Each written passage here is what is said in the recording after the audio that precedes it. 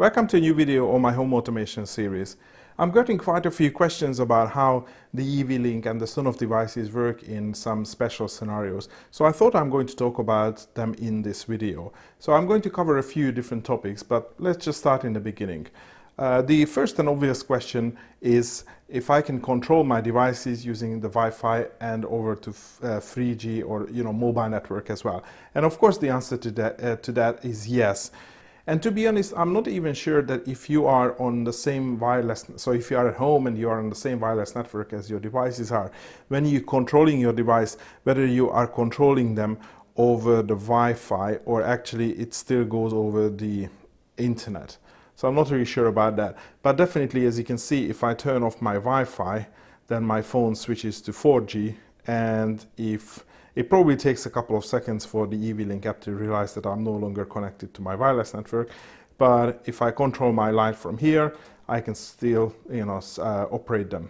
And if I go back to Wi-Fi, I just have to wait for a few seconds again for it to go back to the other network and register. And as you can see, it is still working. Okay, so probably there is a little bit of delay now because I've switched between networks. But yes, you can use your home Wi-Fi and you can use your mobile data as well to control your devices. The second most common question was about the account. So what happens if I've spent all this time setting up my account, all my devices in the eWelink app. I've created the settings, renamed them. I set up the scenes, so I have a couple of scenes here. And you lose your phone, or I don't know, you have to upgrade your phone and it goes back to default settings, or wipe your phone or something like that. That's not really an issue because your settings are not linked to your phone. It's linked to your account that you use in the eWelink app. So just make sure that you remember what your either phone number or the email address is, and also your whatever password or PIN or whatever that you use to log into the eWelink app. And as long as you have that, if you just switch to another phone, just download the app. It could be either the Android or the iOS app. And once you log in, you will be able to retrieve control of your devices. And of course, all your settings are going to be there. And that also brings up another question, because I'm not really sure if you were in this situation at all, but once you link a device to your account, that device cannot be linked to another account again. So let's assume that you bought a couple of Sonos basic devices, you add them to your account, and then you realize you don't need all of them, so you just want to sell, or you give it to some of your friends or your dad, so they can use it in their account. They won't be able to register the device because that's already registered to your account. So if you're planning to do anything like that, what you need to do is first you need to delete it from your account. Then it basically freezes up in the system so it can be registered to another account. This is most probably a security feature as well. But that also means that if you, for example, lose access to your account, you can't log in again, you can't re-register your devices under another account because they are still linked to the old one. I have to admit, I'm not really sure what the procedure is. You most probably have to contact eWelink and get them to delete your devices from your old account or something like that. But I'm not really sure if this is something that exists. The third one, and actually, well, this could be the second because that probably get asked a little bit more, is what happened if I don't have internet connection? First of all, when you are pairing new devices or when you are making changes to your device settings, for example, I'm here in the basic and I want to go into the settings, I want to rename it, or I want to change the inching option or something like that, you have to be connected to the internet because these are the settings that actually go up to the eWelink servers, and that's where they are going to get stored. But once you have registered the device, once you have created all your setup, well, if the internet goes away, you are not completely lost. So what I have here is a setup. I've created just a few automations. So for example, the POW, if I turn on the POW, there is a inching option there which is going to turn off automatically. On the R2 as well, in one of the previous video, I have set up over power protection, which means that if the power is less than 5 watts, it's going to turn automatically off. So as you can see, both the POW and the POW release 2 have turned themselves off. One because of the timer, the other one because of the low power usage. Well, because nothing is connected. So that's two settings. And what I have done with my basic and the touch one, sorry, not touch one, but the basic and the touch, is that once I turn one of them on, it automatically turns the other one off. So this is the typical two-way setup, which I have done using a scene, and you can see the different scenes here. And that I've covered in a separate video, so I don't want to go into the details. And the last thing I want to do is actually on the 2-gang T1, because it has an interlock function. So I'm going to enable the interlock function, okay. So if I turn one of the gang on, and if I turn the other one on, the first one gets automatically turned off. Okay. So that's these are the various settings that I have across these devices. Let me turn everyone off. So one hint about the control. If you look at the devices, you can see that for every device there is a small icon next to them. For all of the devices that are turned off, you see this Wi-Fi icon with an exclamation mark, so they're obviously not connected. But if you look at the basic, you have this network icon, and the same for the POWs and the T1 and the T1. But for the TH10, you see it's the Wi-Fi symbol, it's not the network symbol. And also for the touch, you see the network symbol. And that's going to get relevant if I turn off my active wireless access. So what we have noticed now is I still have my wireless connection because my router is still working, but there is no active internet connection. So as you can see, I can't load any web pages. But what happens if I go back to the eWelink app? Okay, it takes a couple of seconds to refresh. What's happening after a short while? Well, first of all, if you look at the video, you can see that all of the devices are flashing, so it is showing that something is not correct, that they are not able to connect to the internet, but they are still on the wireless network. Because if I come back to the app, you can see that my basic appears to be online, and if I click, it actually turns on.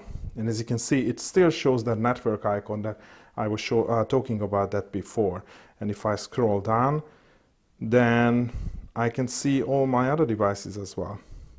But there is one thing which is not working, so the TH10, because it wasn't showing the network icon, it was showing this Wi-Fi icon. And that it looks like that's the indication that that device cannot be controlled if you don't have active internet connection. I don't think that I have seen this documented anywhere in IT, but this is how it made sense for me. So except the TH10, we have all our other devices and we can control them. So if you noticed before, when we had the active internet connection, when I turned on the basic, it automatically turned on the touch as well. But now it looks like that they are working independently. And that's because the scenes, so whatever you configure in the scenes, well, I can't even see them at the moment, it's something which is actually running in the cloud. So anything that you configure in the scenes are not going to be working if you don't have active internet connection. So that's probably the most important message of this video, so definitely keep that in mind. But let's see some of the other functions. So the two POWs, if you remember, they turned themselves off. Well, the POW release 2 already turned itself off. It doesn't show in the app now, but you can see the icon has gone off, the red light has gone off. And now the POW1 has turned itself off. So the overload protection system in the POW is definitely working without an internet. And the inching option that I set on the POW, or well, the other POW is working without an internet connection as well. And you can see the message which says now it's in LAN mode. So it's in the local area network mode. And the other settings that I've shown was on the 2-gang T1. So if I turn first gang on, fine. If I turn the second gang on, the first gang turns automatically off. So the interlocking functionality works as well without internet connection.